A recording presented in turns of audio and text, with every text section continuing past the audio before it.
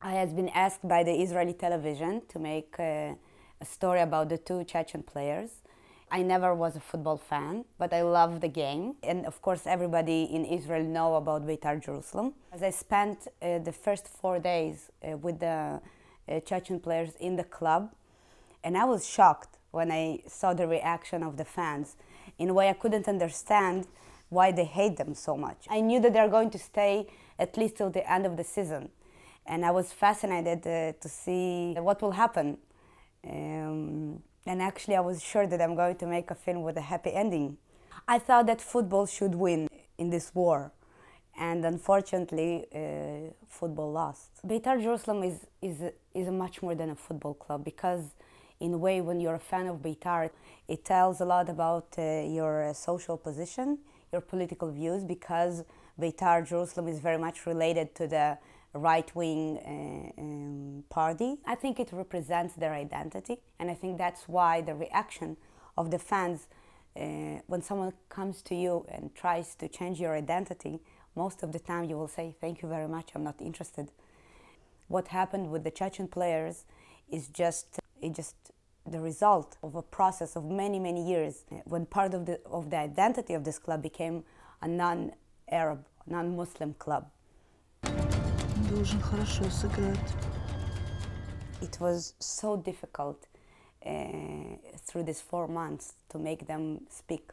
Most of the time, when someone doesn't want to speak with you, you immediately think that he hates you.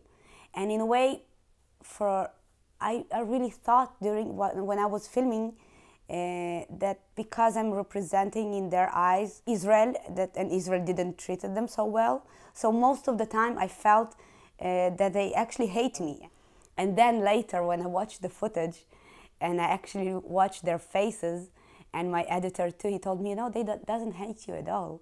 They actually really like you. It took me time also to understand that they're so struggling, and their reaction is just to close themselves. In a way, the fact that they're not talking so much, it forced me to search as a filmmaker to this much deeper level. I really think that Forever Pure, in many levels, it's a film of our times. Because the story of a small, extreme group that taken over the majority is not happens only in Israel.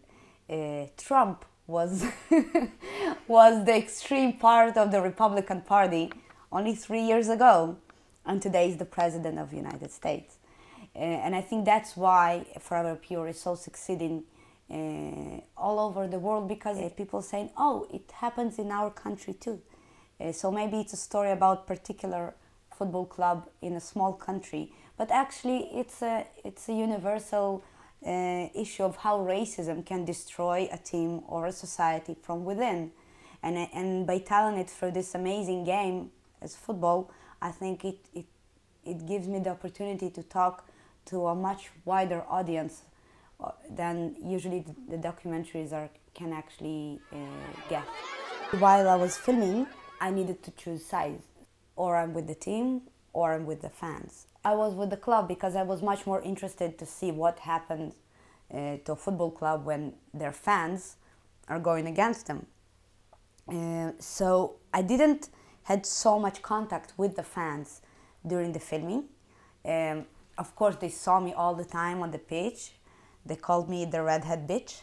That was my nickname, yes. And when it turned against me, it was terrifying. That's the truth. When they're threatening your mom, you're starting to ask yourself a really big questions. I got some help from BritDoc. They have a fund that helps for threatened filmmakers and journalists. They said you need to go and meet them, because if they're people that reacting like that, it means that they're angry. And actually, it was one of the best advices that I get in my life. And I had this brilliant meeting in an apartment of me and 6 of the people that actually, from the La Familia, that managed this protest. And at the end, I told them, look, you did what you did, and it seems that you are not embarrassed. And if you want to tell your story, I would love to. I will bring my camera. I will open the editing of the film. I'm not going to take out anything, but I'm I'm okay to bring in you. And then they decided at the end that they're not, doesn't want to do that. In a way, they forced me to open my heart to them too. And that was missing in the Guardian piece. In a way, they were right when they were, well, again, they were right of their anger. I'm not agree with them in any level, and they know that. But I think today I understand how they see it, and that's important. You doesn't have to agree, of course, but if you want to tell a story that not only will talk to the choir, but also to actually would be able to reach to the people that you are telling the story about them, then you have to open your heart to them too, even if you totally not agree with them. That story has to give a huge slap to Israel and to Beitar Jerusalem. I was getting hundreds of messages from Beitar fans after the film has been released, writing me, it so hurts us to watch this film. And I was writing them, great, that's exactly what it's supposed to be. Because only now, when you feel so that it hurts you, maybe you can change something because it's your club. Yeah, when I was pitching the film, many people told me, it's so depressing. Like, can't be a better ending for that. And I said, no. I don't think we're choosing our endings in documentary.